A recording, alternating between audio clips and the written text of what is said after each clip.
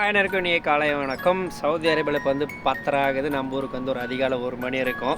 என்னை சுற்றி பாருங்கள், ஃபுல்லாக பாலைவனம் தான் சவுதி அரேபியாவில். இங்கே வந்து ஒரு புல்லு கூட கண்ணுக்கு தெரியாது.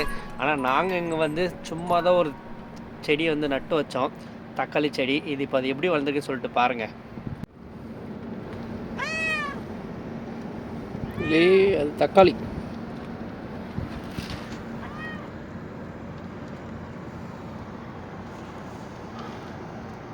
பாருங்கள். இந்த பூனையே கன்ஃபியூஸ் ஆகிட்டு இந்த தக்காளியை பார்த்துனுக்குது. என்னடா இங்கே மரமே இருக்காது, இங்கன்னா செடி முளைச்சிட்டு இருக்கு அப்படின்னு சொல்லிட்டு குறுன்னு இந்த தக்காளி செடியே பார்த்துட்ருக்காங்க உட்காந்து.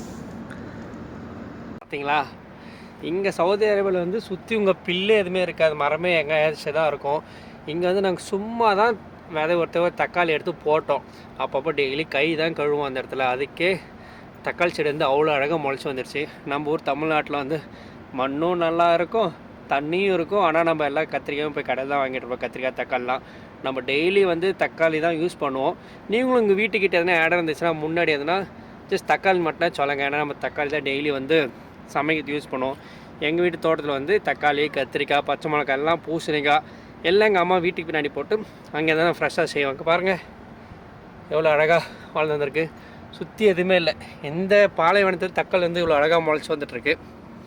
நம்ம அழகான தமிழ்நாட்டிலேருந்து எதுவும் நம்ம விதைக்க மாட்டோம். நம்ம நெக்ஸ்ட் வீடியோ பார்க்கலாம். பாய்.